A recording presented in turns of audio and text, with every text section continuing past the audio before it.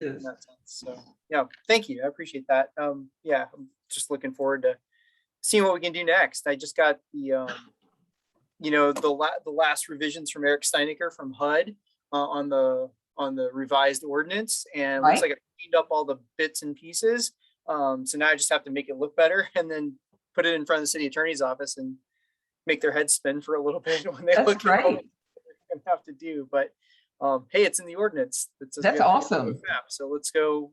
And when it gets approved, that's when I can turn it into plain language. Yeah, absolutely. And it's a big one. I mean, so that we can all understand it. Yeah, it's a dense read as it currently stands. But yep. We're getting there. I'm excited. That's really good. Yeah. I'm actually really excited because for the first time, we're going to be submitting a proposal to an organization in non-academic language, just plain. Here's what we're going to do. Yeah. You know. Yeah. And I'm excited about that. And so are they. Actually, they're like, really? That would be awesome. Yeah. You're actually getting to produce a proposal from your office? We're doing it for work. Yeah, we're writing a proposal to a funding organization that usually gets academic tone, that kind of third person, Sure. And when I told them that I wanted to do it in plain language and just kind of like, here's what we're going to do, here's why we're going to do it, here's what you'll get, they were like, oh, please. I'd love to see how that ends up working. I just realized Jessica just sent me an email that she did not get the Zoom link.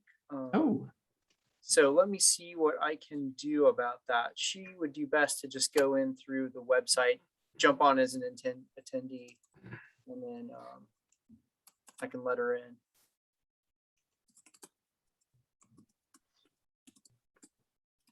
So give me a moment while I type her an email.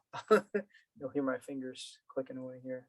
And hello, Andy. Sorry I didn't say acknowledge your presence there. Hi, Andy. Linda.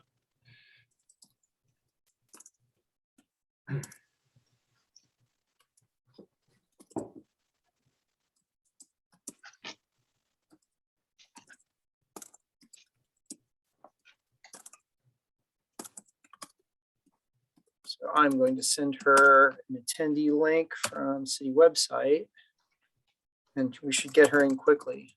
Wonder what happened there. It probably has something to do with all the the transition from city emails or from personal emails to city emails, my guess. Yeah, I still get it in my personal emails. That wasn't an issue for me.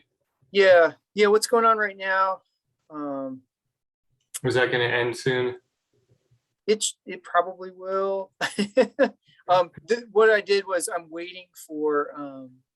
actually waiting for everybody to get their city emails set up, and we haven't gotten that far yet. So there's a few folks still need to do it. Can I make sure, is this actually a 1 hour community engagement meeting? It is. Okay, I just want to confirm that because I do need to leave. Unfortunately, I'm leading another meeting at 2, so I may need to leave 5 minutes early. Understood. Yep. Yeah. Let's see what Jessica is able to do with that link I just sent her. Yeah, I think we need her. We can get her. Yeah. Don't want to jump ahead without our chair. Yeah. Oh, we got an attendee 1. Let's see if this is it. Yep, there she is. Awesome. Promote to panelist. Here she comes. Yay. Hey, Jessica. Hey, Hey. weird. I always get the Zoom links. I don't know what's going on.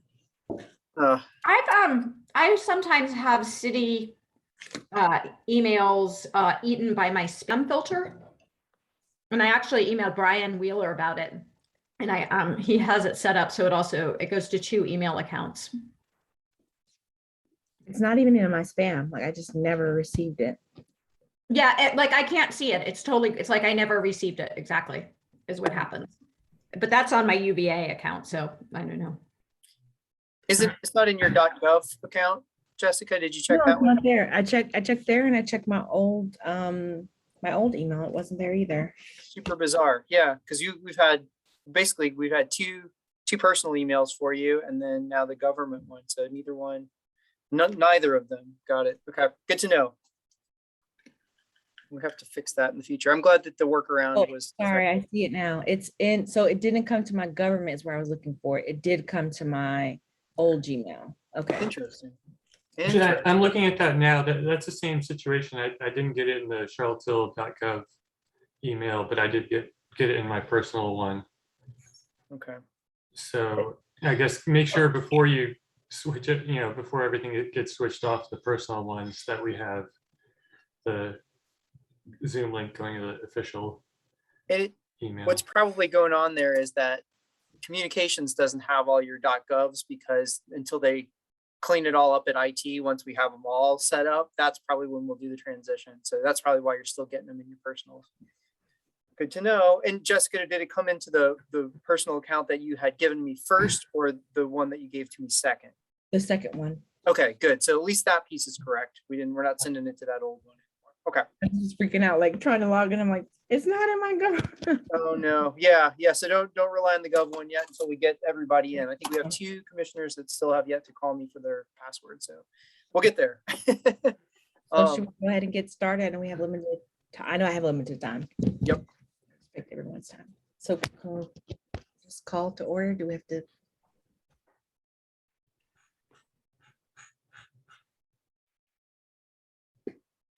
Okay, roll call, Todd. Sure, I can just call your names if you don't want to popcorn it. Lindell, I'm just going in Here. order as I see you. Great. Andy, Here. Jessica, Here, Catherine, Here. and we're done. let's recite our mission. Act as a Act as a strong advocate to justice and equal opportunity by providing citywide leadership Guidance in the and area of guidance in the area of civil rights. Okay, so I would do comments to the public, but there is no one here. So there's no responses. Then we have to approve our minutes from last meeting.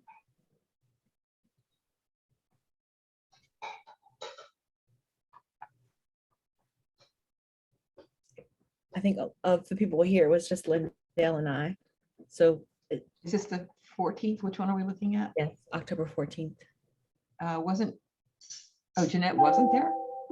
Yeah, Jeanette was there. I was saying of the people. The people here, yes. Is that a quorum? I approve them. Do we have to have a quorum, Todd? There is no such thing as a quorum in committees because Okay, good. you don't have 7 members in any of your committees.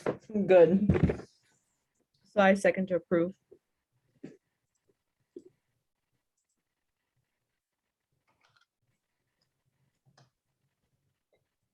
So we had a lot of things to discuss in our meeting today. So let's go ahead and just jump to the draft resolution A21 1. Andy and Catherine, have you had a chance to review that? I was looking over that. That's the one that had a little, let's see, yeah, A21.1. In the packet, there's the little comments in there.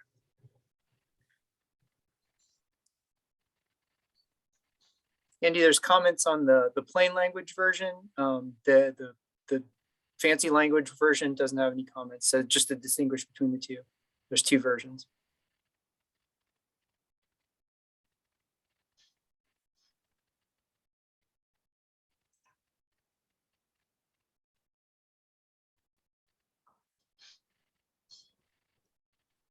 So I think we made like edits in our last meeting.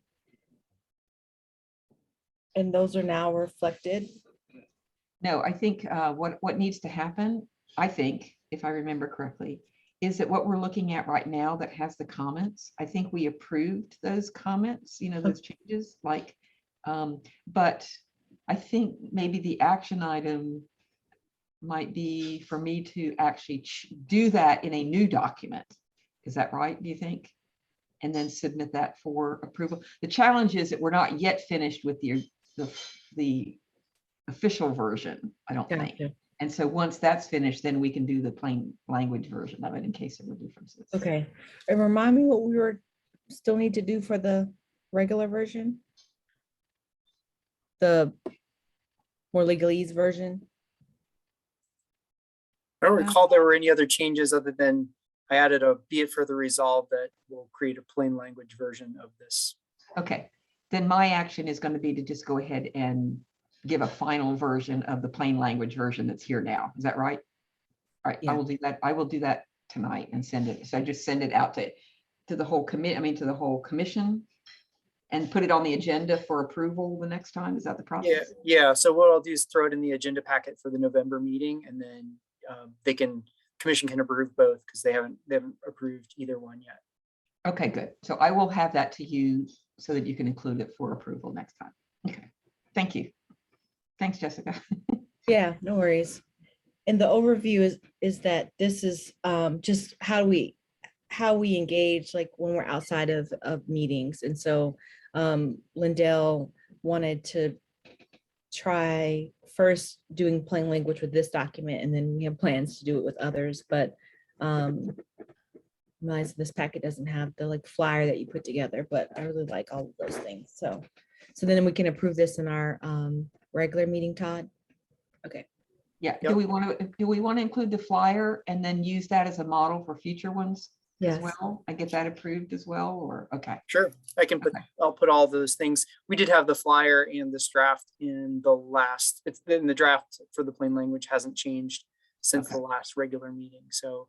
Okay, Just so you know, and I think note that in your plain language version, I also noted that it probably won't put links in there because links correct. are always changing in city We'll website just stuff. refer So to, yeah, just keep it simple and so that you don't have anybody with dead links. And additionally, it's something to ponder, but if you wanted to, you could write basically a resolution and you could write it in plain language that, you know, all resolutions going forward and potentially past resolutions, if you wanted to, and the ordinance will be drafted in plain language, or it is the goal of the commission to I thought, yeah. redraft. Yeah. And so you I could thought do we a already separate had that. resolution for all that. But we haven't Oh, done I that yet. see. I And see. then, then you don't have to put it at the bottom of every resolution that we're going to write this in plain language, because then that's just that's the plan for all documents coming out of the commission is to do them in plain language, right? Yeah, I'd So like to do that. What's the process for that? Just to propose a new resolution?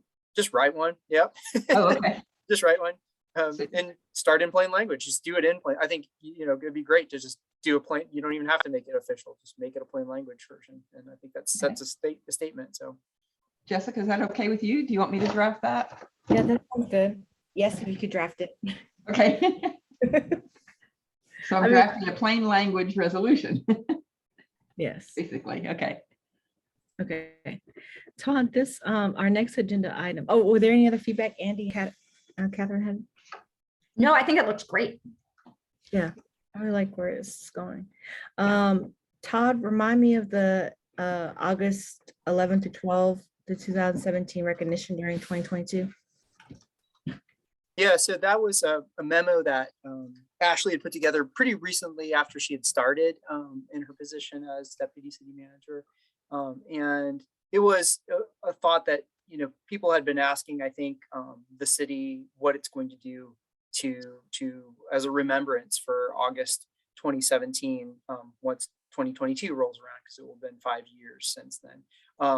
And so Ashley really felt like she wanted some feedback from the commission on that and to see, so this is a chance for you to brainstorm ideas. So you don't have to approve or anything like that right now, but it's more like, if one, is it something that the commission wants to do? And I think we discussed this in the last meeting that, yeah, probably. And I think it got kicked to the community engagement committee to sort of brainstorm around what will we do and what will we recommend. And then likewise in the memorandum is the next agenda point, which is, I think Ashley presented a whole host of dates and months that are commemorative, and to see what ideas you have for those as well.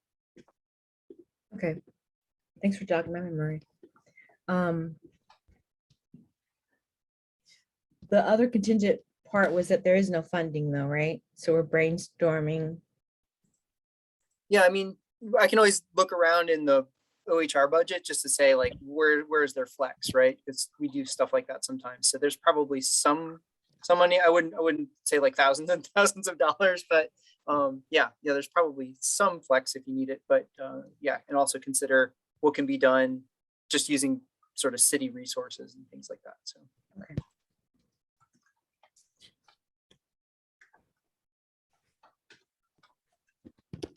I definitely think we should do an event. I know she proposed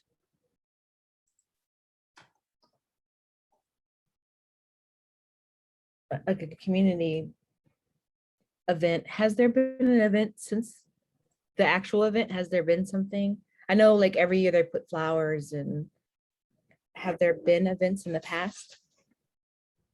Well, wasn't there community days that the city did, what, 2 years ago now, was it? Yeah, I think that's the idea, right? Community days.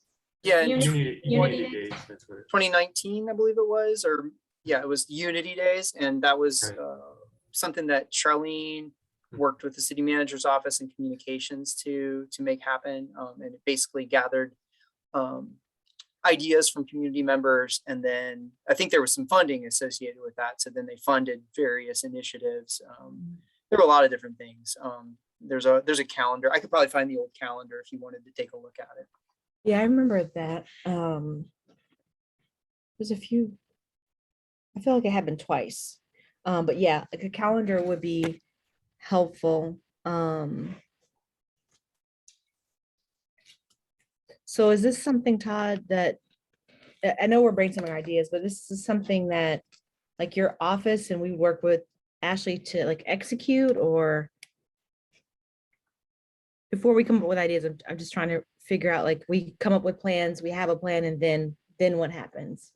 Yeah, well, considering, just to be fair, office is just me right now. So just to be super clear about it, like, I don't know that I could take on like organizing any events right now, just because we have so many other things cooking. But I think the idea maybe would be to, you could say pie in the sky kind of ideas, and then we boil it down to what's feasible based on what resources we can find. So, and I'll turn it to Catherine because I see she has her hand up. Yeah, my understanding from talking directly to Ashley about this is that what she's looking for was simply our feedback on what should be done, not for us to do anything necessarily, but just as the Human Rights Commission, what was our opinion on what should be done?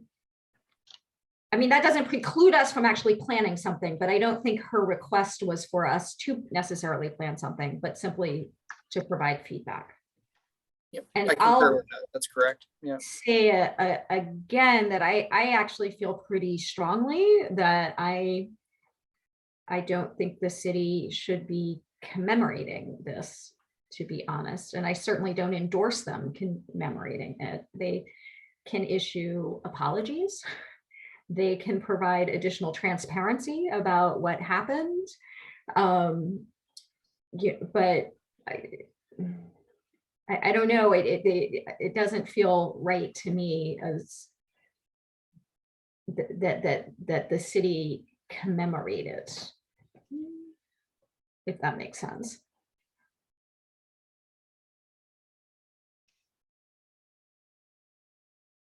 Yeah, I actually agree with Catherine too. I think this is not really a commemorative kind of thing.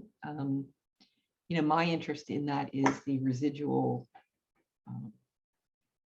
things that we're still dealing with as a result of that. I'd like to see the city take action on that, including, the most recent, well, actually the ongoing and continuous attacks on Mayor Walker and Chief Brackney and things like that. I mean, I think these are, these issues are really important and ongoing, and I'd rather see the city put effort into that.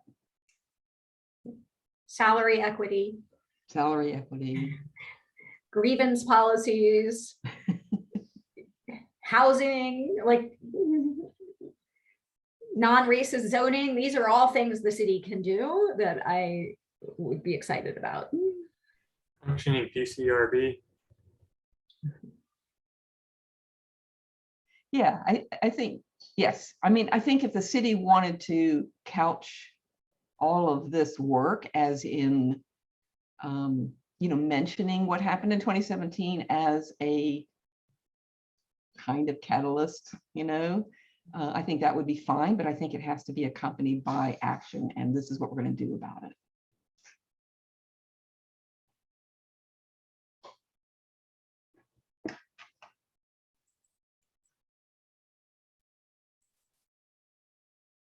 Also, I'm going to throw that out there, continued reparations. Right.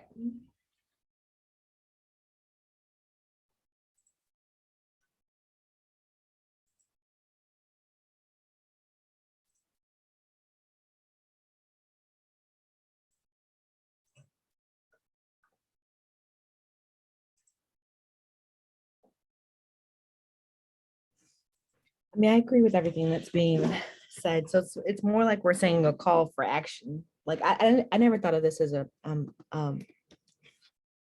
commensurate thing.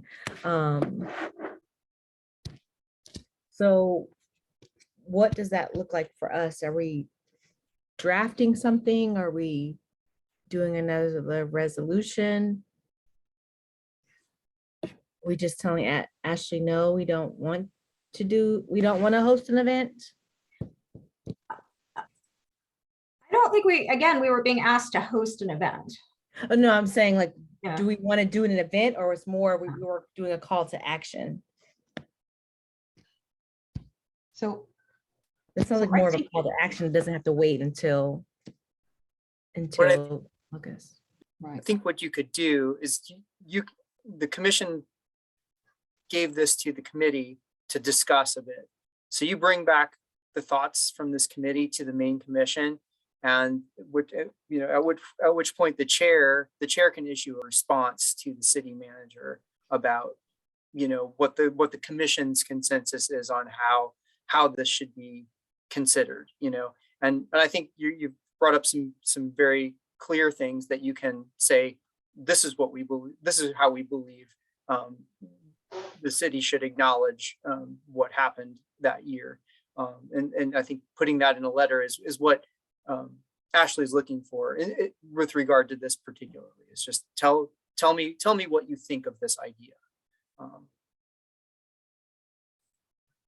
And if you read her memorandum, by the way, she offers several ideas, but you could also provide some feedback on those ideas. She said events could include education and outreach on the history of the event, et cetera, et cetera. You could provide feedback on the ideas that she's presented to you.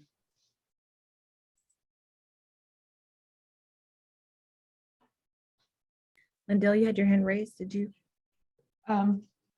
Yeah, I think what Todd suggested is good, and I guess just to summarize my feelings on this, I think that what I would like to see us say is we're not interested in a commemorative event.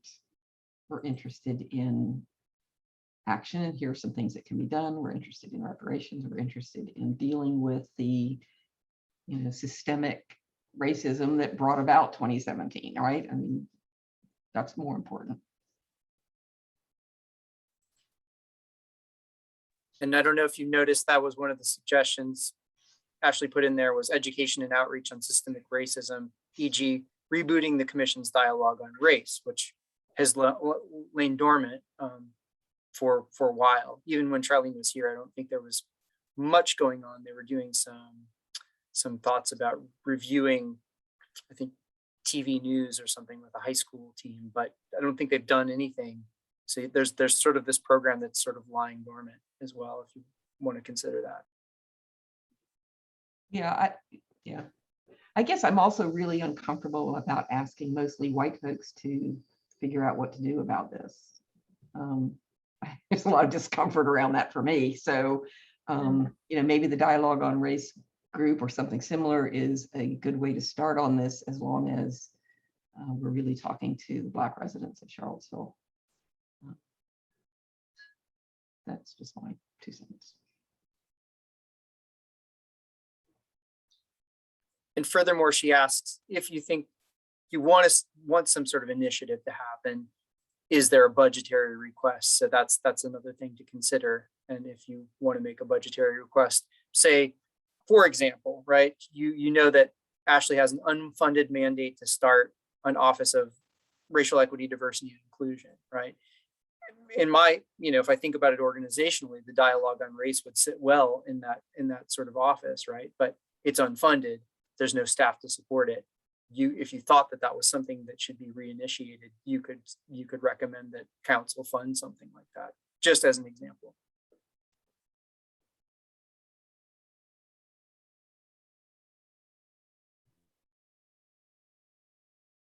Yeah. I think I often wonder with our group, it's like hearing more. I reflect everything you guys said. I don't want it to be commemorative. I want to hear from others that don't have a voice to have a voice. So if that can be done through the dialogue on race. I don't know much about that, Todd. So how was that structured before? I know it didn't get off the ground, but how was that structured before? And is there any documents related to that? There's immense amounts of documentation. It did get off the ground, and it is the reason that the Human Rights Commission exists. It started back in 2007, 2008. There were lots and lots of community meetings. Some of our commissioners, in fact, participated in those, and they created multiple task force, one of which was to create and draft the Human Rights Ordinance and form a Human Rights Commission. There were a number of other initiatives that came out of that. There's reams of paper in the back of this office about the dialogue on race, and I'm actually going to have Lily start to go through that on Friday and archive it, because I don't even know what all's in there, and it's a huge body of work. So City of Promise is another outcome. I believe right? so. Yeah, I believe so. Of That's the correct. dialogue on race. But then there was a second iteration, Yes. and that was less productive, I think. I don't, as far as I know, there's no actual product, no program that came out of that second iteration. That could be. What I could do, it may take some time, and maybe I'll engage Jenny and Lily in this process, is we could do a review of Charlene's files, which I put in order by year, but there's a lot of information in her computer. I also think that we have a lot of paper documents that we could go through and sort of see what were the outcomes. And I can look at some of the old annual reports, because I know that Charlene put stuff in there as well. So you could take a look, and I think it would actually be beneficial to have a bit of a written history of what was the timeline of the dialogue on race and what happened. And again, it did sort of diminish. I think around about the time I was here, there was very little regular meeting of the task forces that existed. So it could be time for a round 3 or something like that, if you wanted to consider that. Jessica, there's a couple of links. The first one's not all that helpful, but it Yeah, gives a forgive my ignorance. I'm remembering it now, but in the moment, sorry. So forgive my ignorance. No, it's great. There's also a Facebook page that kind of captures some of the work that was, just publicly made available. But as Todd said, there's probably tons of great historical stuff. Yeah. I guess in some ways I can be persuaded otherwise. That what you were talking about, Jessica, about talking to different elements of the Black community and getting feedback is a little bit different in my mind than what the dialogue on race was. And I have heard a number of people make comments that like we don't need another dialogue on race, which in many ways was structured, I think, to bring white people into a conversation.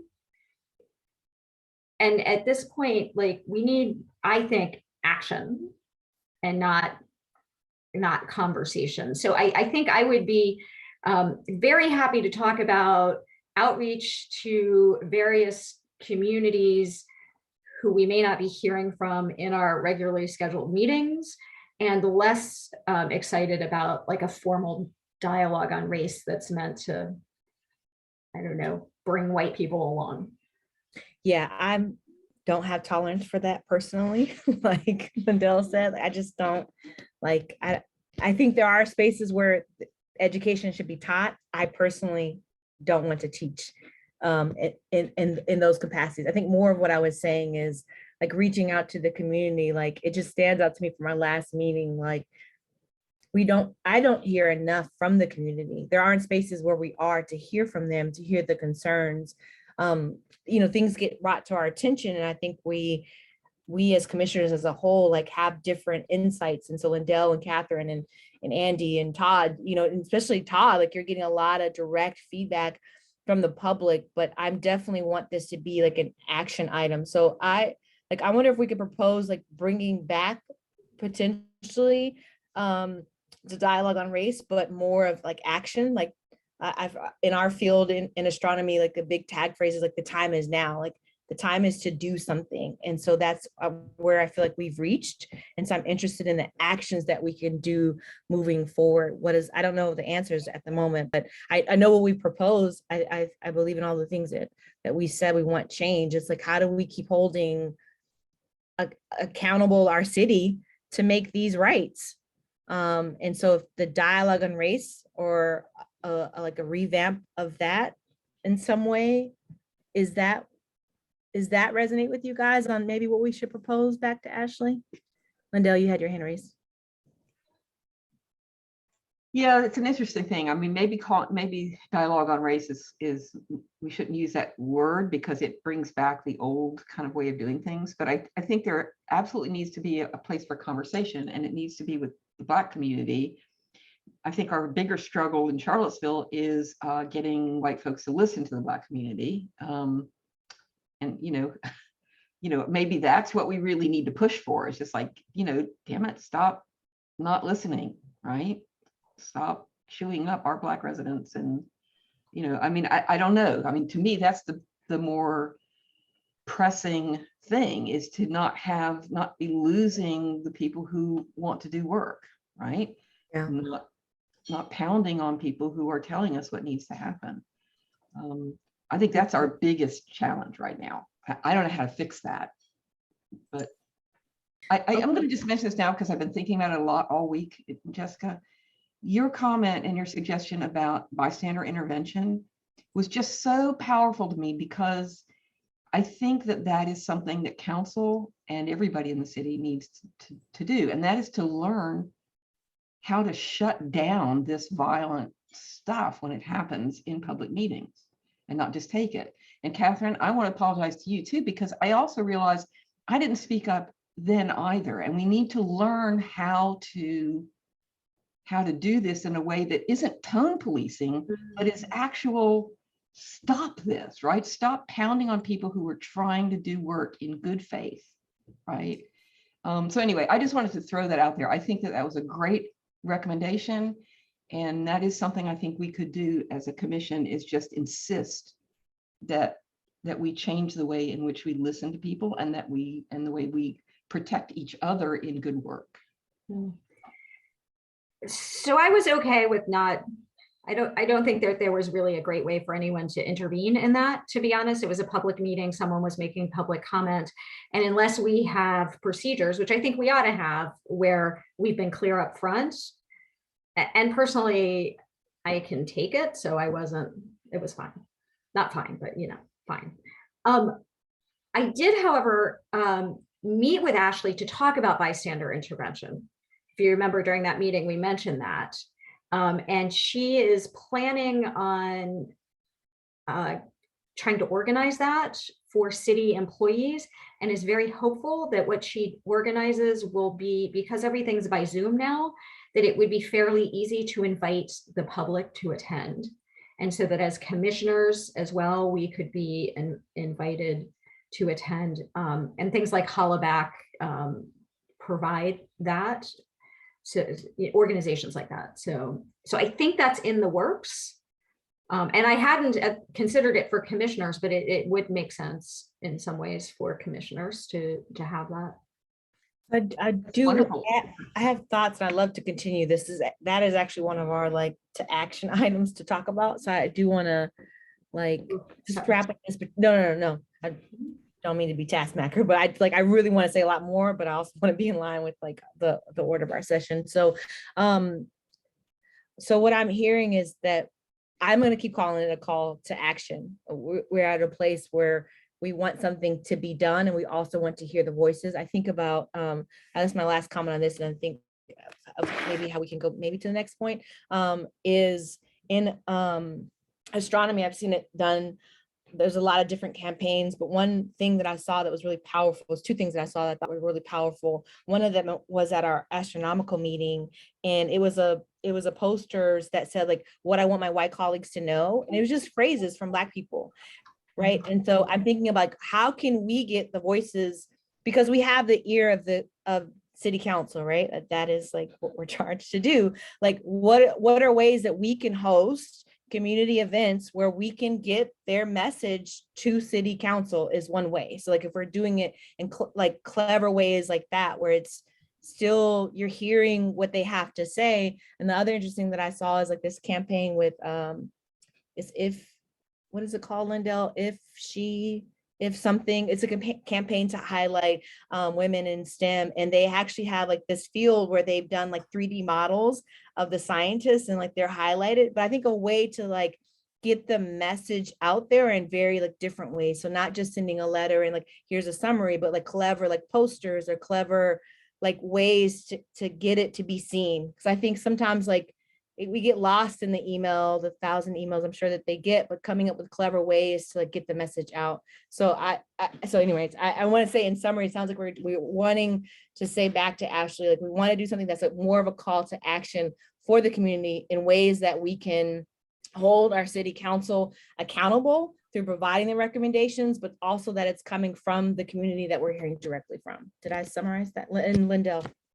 Yeah, I just think that's awesome. And I just wanted to say that Chantel did a really great thing, and I can't remember which city event it was, but she had a big poster panel, and she had people put Post-it notes, to talk about what was important to them and prioritize things, right? And I just thought that was a brilliant way of doing things. And, we have this free speech wall. There's lots of venues in which we could actually have an event and invite people to do that kind of visual, tactile, here's what we want. But I think what I wanted to go back to with us is, I think our biggest message is, don't just have this training, insist that we use it, right? I think it's important that we expect ourselves to use that training, not just take it, but it has to be a mandate, right? Like city councilors have to have each other's back. They don't have to agree with each other. But they have to work together, and then they're not going to be able to work together if they're sitting back when one of their colleagues is just being beaten up, right? It's just not going to work. So anyway, we could talk about that for hours. About addressing the culture and the ways that we're, wanting to treat each other. I think that's why this call to action is so important, and in that training piece, when we're all, at least definitely when it comes to diversity, equity, and inclusion, that I've learned over the years is that we all have to build a common language and how we're speaking and what we're saying. And so there is a place, I don't mean to dismiss like the teaching is important, because some people don't know. And like, I totally validate that. I'm willing to work with people that genuinely are curious and want to know, like that is a valid thing. I'm not saying that's what we should do, but there is a building of like knowledge and how we're treating each other by like these different like outlets. And I think we should talk more about what you're saying, Lindell, in the next section of like the guidelines and how we're working together in the public, like not just the public comment. I think it should extend to like what we're recommending. It's kind of not on here, but Todd, is there a way? So Ashley's doing this thing with the holler back. So will that be on her to communicate what we're saying as far as concerns, not just with the community feedback, which is in general, like how city councils are treating each other? It's not quite on our agenda, but how is Ashley going to take that on, I guess? Well, I think I don't want to speak for Ashley, right? She's thinking about building, skills within the city employees, and it was just a meeting, right? I can't say how she's going to implement that. It was just a brainstorm. Okay. Right. So I think we'll have to ask her about that. So is there anything related to this topic of the recognition of August 11th and 12th. Anything else that you guys wanted to share?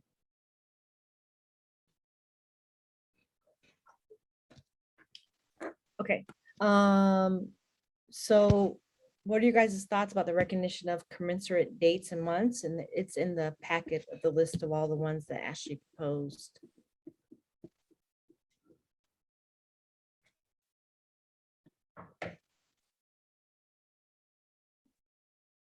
Seems fine to me. The only thing I have to say is it's appalling that she has no budget to carry these things out. And again, I think you all can, in your recommendations to, Mhm. you know, if you want to write a letter to council, you can advocate for funding for these initiatives, whether it's training Right. for city staff or the public or any of these projects. That I think that's a powerful voice coming from you all. And it's always budget season, right? Indeed. And I also think that it's, you know, Ashley's also interested in your feedback, you know, again, not to speak for her, but this is what she's told me. And this is what I heard her say to me, is that she would like feedback from you on how these things might take place, because she doesn't want them to be, you know, just token days, right? Or something that doesn't have meaning. So she wants to think of things that are meaningful for these things. So I think she's looking for ideas as well.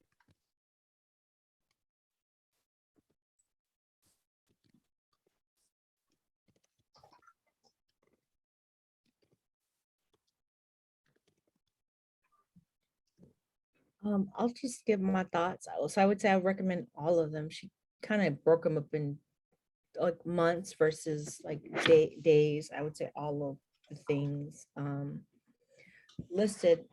I think with at least I have learned about some of these days I didn't know about until adulthood, and I love the campaigns on social media where you actually get to learn more about like what does that day mean and how do you support.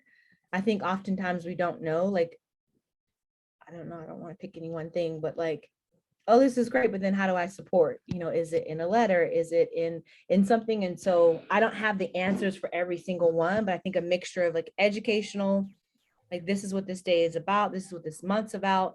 I guess it's three things. So like advertising about the importance and the significance, giving a voice to those that are marginalized within these months and these days. And so amplifying their voices, and then kind of giving the potential like action items, how you can support. If there are nonprofits that specifically work with the different groups, like advertising them, like I think a mixture of ways that we can't just like host it and the city just says, oh, it's this month, but providing educational, supportive ways to commemorate these months and days. What do you guys think?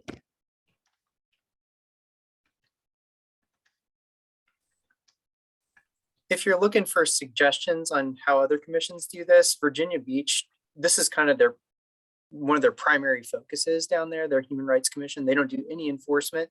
All they do is outreach work. And so it might be worthwhile to get in contact with that commission just to see what they do. I know they have kind of a system that they use to do these things. Just a thought if you're fishing for ways to go about it.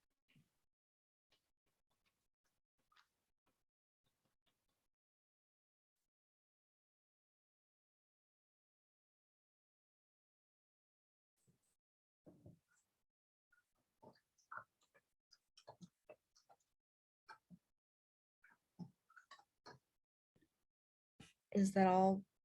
Anyone else want to provide? So my only concern, I'm totally down with commemorating all of these things and with Ashley's office doing that. If as a commission, we're being asked to put together information, is that what I sort of understood you were saying, Todd?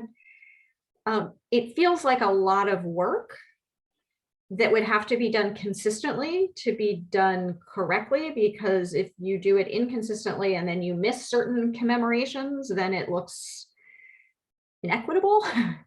And I just worry if that kind of work is put on us, that we will not be able to actually carry it out appropriately. I think that's a really good point. I mean, again, I watch the commission, how, we've we've done up to 5 subcommittees at a time. And just watching how challenging that is to manage with you all having full-time jobs and doing this kind of on the side as volunteers. It's amazing that you get as much done as you do. But I think that's a really valid point. I think that Ashley would be more interested in the what rather than the how initially. So talk about ideas that you have. And then I think that where she's at is she wants some feedback so that she can then decide how to ask council for support to do that, right? So again, right now, I don't know where this is at in her mind in terms of priorities. Obviously, she is now one of 2 people who's in charge of the entire city right now. So, but I think it's a good starting point just to say, yeah, we think it's valuable. Here are some thoughts. I don't think anything has to be finalized. And I don't think her expectation is that you will carry out all the programmatic obligations of any of these. So. Awesome.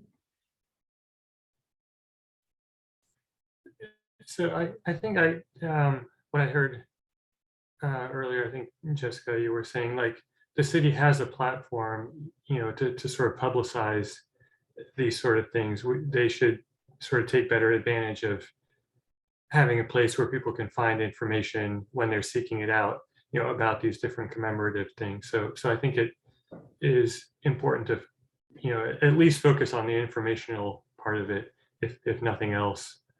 And definitely not from us, I don't think, but if there's somebody that at the city that can kind of go through and sort of curate some more resources that go along with this, I think that would be helpful. So we should propose to Ashley, yes, we are supportive of these events. They are valuable. We believe that the city or someone should focus on the educational, like supporting of these events.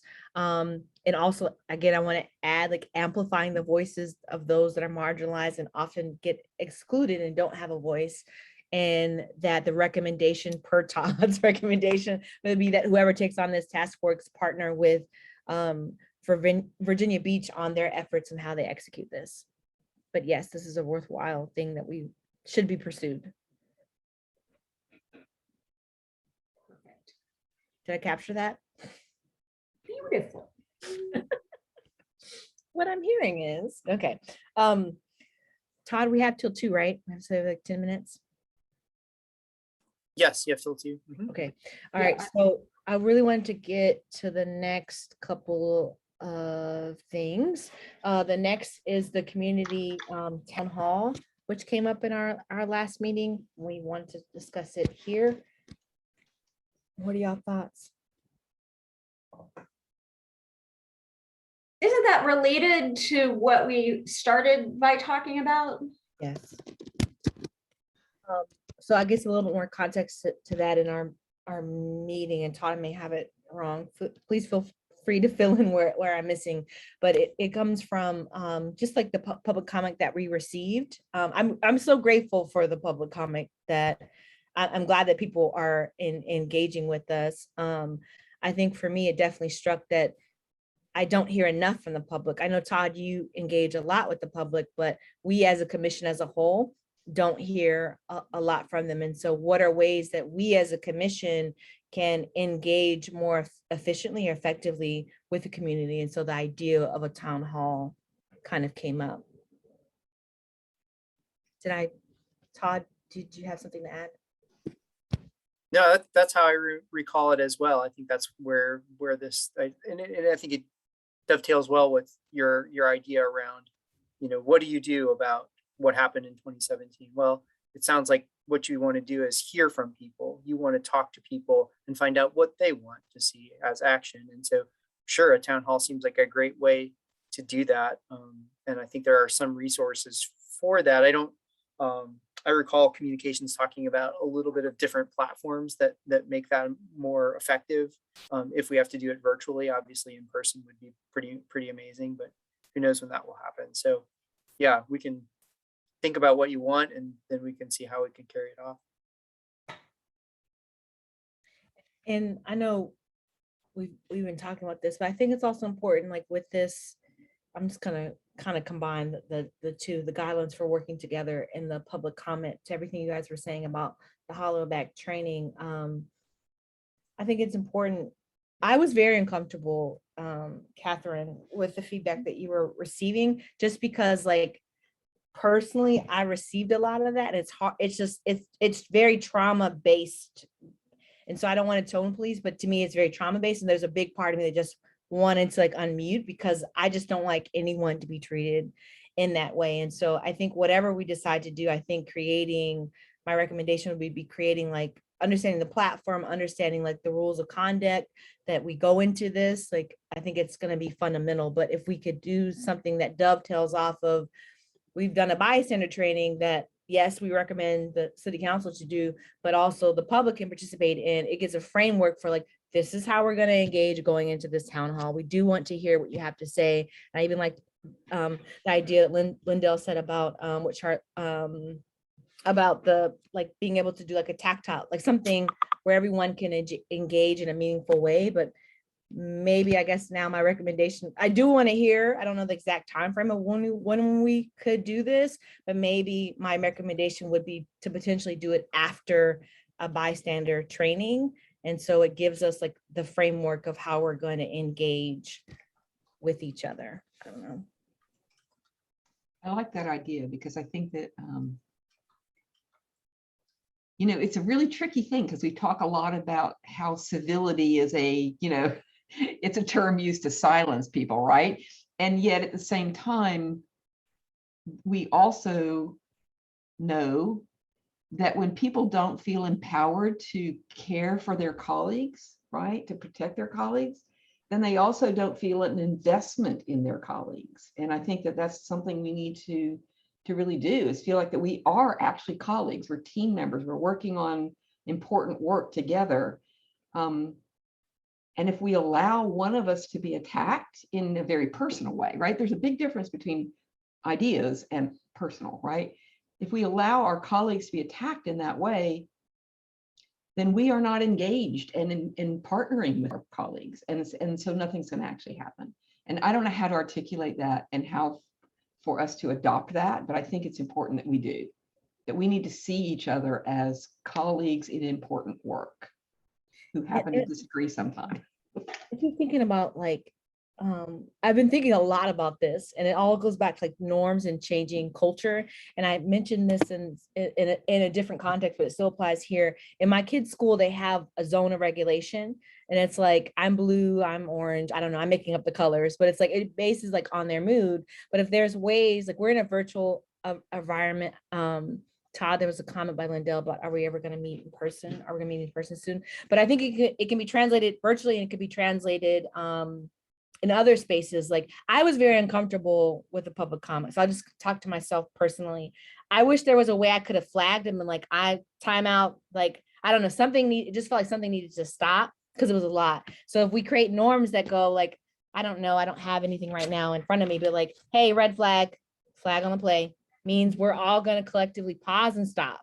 Like, I think we have to create the norms, like bring up suggestions about like how we want to be treated. But I think it has to come from it. The model, of course, has to start from city council. Like, what are their norms? Like, it's very uncomfortable listening to city council meetings when they're attacking the mayor and she's asking legit questions. Like, she's asking to get clarity. And then there's this level of disrespect. And so I don't have the answer, just like Lindell is saying, but I think there's some way that we can create norms that give us language collectively to say, like, this is how we're going to treat each other, the civility, the way that we're going to talk to each other. We're going to pause in public comment. Like, I don't know the answers and I don't know all the rules of what we can and can't do, but I think something has to be put forth to say like, hey, red flag means like, we're all going to take a deep breath. We're all going to take a 30-minute second, like, time out. If you're I don't know, like if you're going to continue with a personal attack, like the conversation is going to be like, you lose your time. I don't know the answers, but So we talked about the planning commission model. I don't know if you've seen any of those meetings.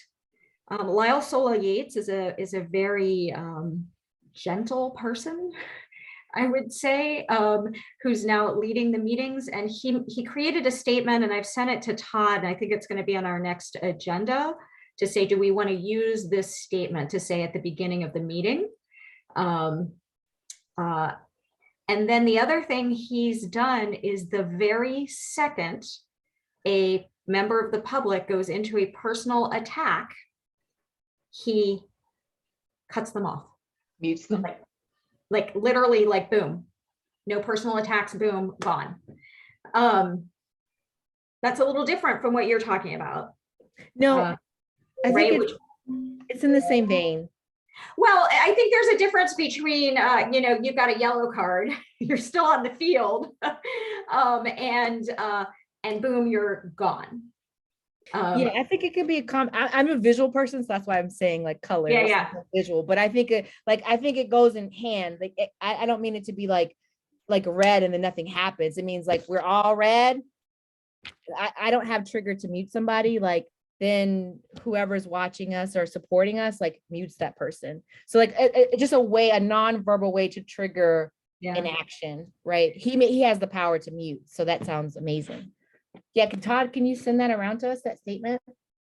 But I agree. I also hear what you're saying, Catherine, is modeling something. Sorry, Todd, modeling what the planning commission is. I think the ultimate goal is for us all to collectively doing this, and that's mainly what I'm saying. So we can also model it in our meetings.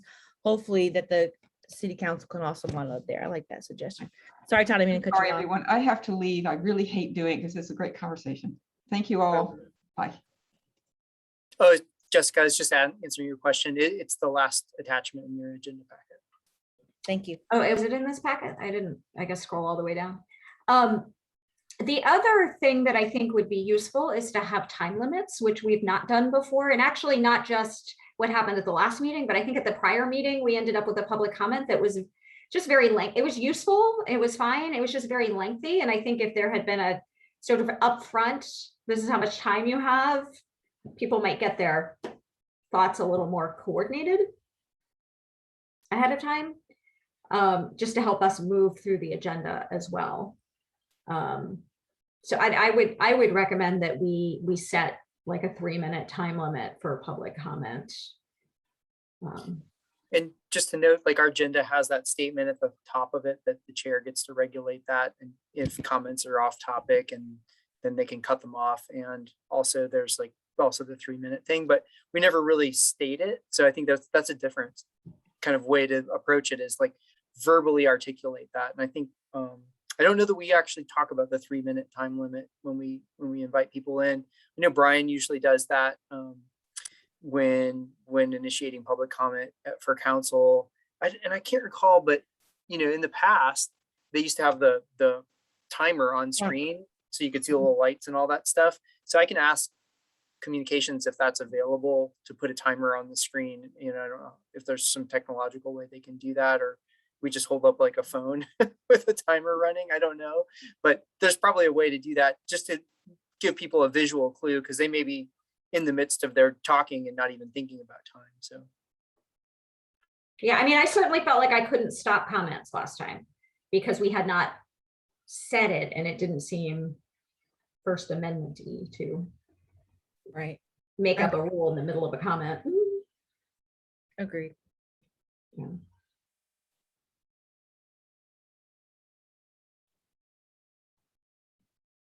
So Todd, we're going to share this with the whole commission, the statement. And so is this something that Mary's just going to take on? Like, do we have to vote on this? Like, can we just say this is what we want? that was a point of email discussion the other day, actually. No, I don't think you have to vote on it. I mean, again, this isn't really anything different than what's at the top of every agenda. And since we've been meeting virtually, it says that at the top of every agenda. I like that it's a little bit more direct in terms of, what the expectations are.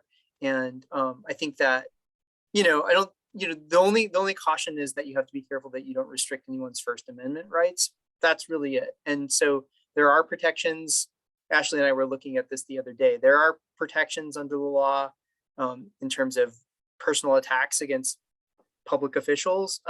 But it's gray as always, right? Like free speech is such a gray topic, but to answer the question specifically, I don't think you have to vote on it per se. It is always a good idea to codify things like this so that they're sort of preserved and carried on for future meetings and future commissions. Because unfortunately, y'all, I wish y'all were sticking around forever, but I know you won't be. So I think preserving these things is really important. So you can do that through resolutions and changes to the bylaws. Although caveat, I don't even know if our bylaws are still in effect after council's revisions to the ordinance back in January. That's a question I have about the city attorney. But anyway.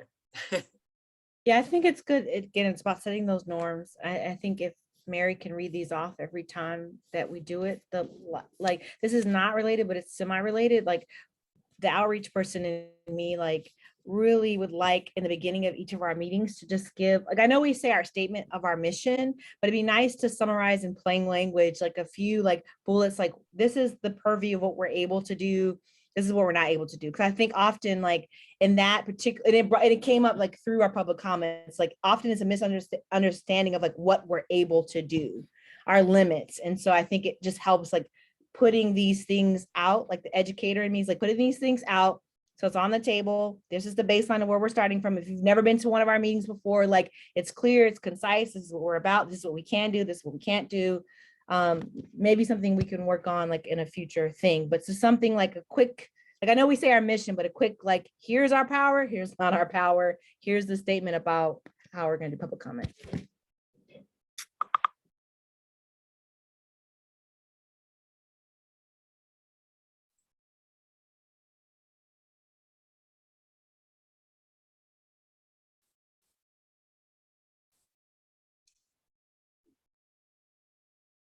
You're muted, Jessica.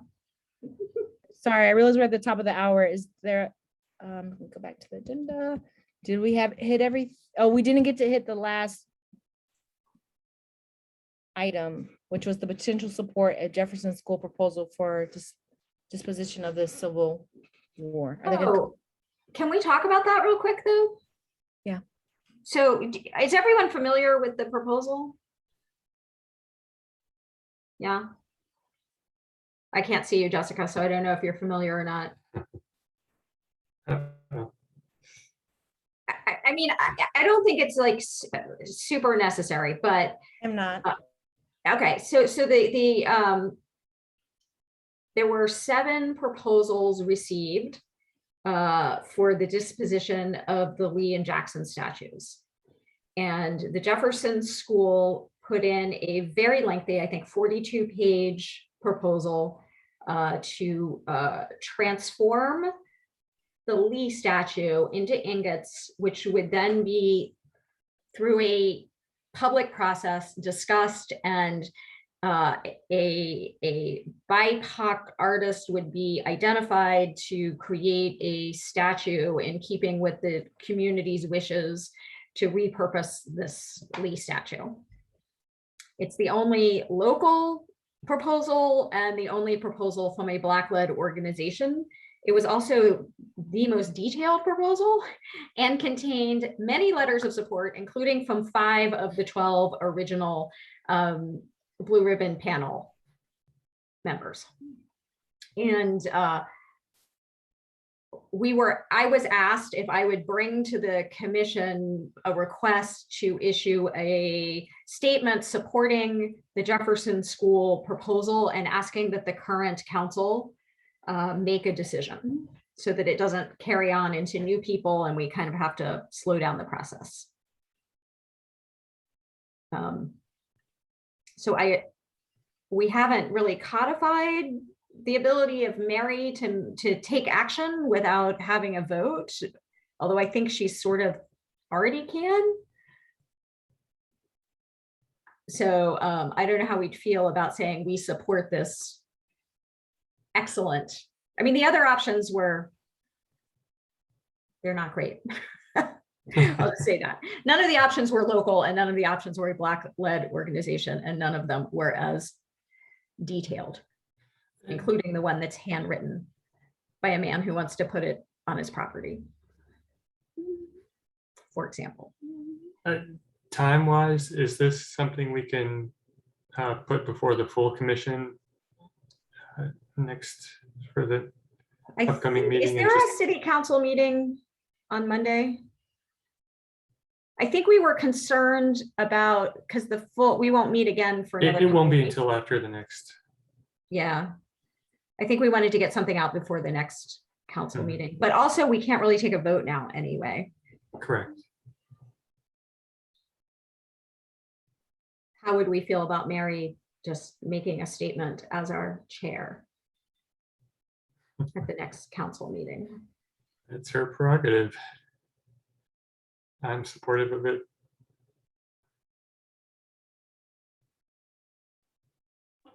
Is there, what is the danger of waiting until after the commission can talk about it and weigh in on it? I think it was just the urgency to get it in front of council. Is Because I don't council know, making how that many meetings decision? are there in December, right? One, I think one. Yeah, yeah. Are they making a decision at this next council meeting? Do you know? Well, we'd like them to, right? I mean, Okay. that's part of the deal is they need to make, the request is that they're sort of the community groundswell is that this be handled by this council. Which means it's gonna have to be this next meeting or the one after that. Perhaps, I don't know if there are 2 or 3 meetings left in the year, but So I haven't looked at to see if there's an agenda posted for the next council meeting. Usually it might be already posted, but it might be good to know if it's not on like one of the consent agendas or first reading or something like that, then you may have time, which would then give you a chance to talk about it and come up with a plan as a full commission and then. all right, we'll check and see. Sounds good. Oh, I know we can't leave without public comment, though there's no one, right, Todd? Good. No one's there, but if they were, they have 3 minutes and they need to be respectful of everyone. Good job, Todd. Okay, so then we can adjourn. Well, I didn't know, have we, I just wanted to formally offer my congratulations to Todd on his Yes. appointment as director. Right, Thanks, y'all. Congratulations, Todd. Congratulations. I'm so excited to continue working with you guys, and I'm really excited that we might be able to hire another person. So that's like, then we can do all sorts of cool stuff. So thanks for being supportive. I really appreciate it. yeah, we're thrilled. You're that you very did it. thorough. Congrats, Todd.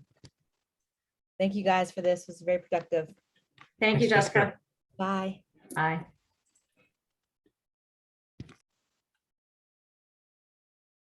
Lasheen, I think we're done. I don't know if you're still there and can hear me, but I'm gonna go ahead and shut my end off. So thanks for your support. Take care.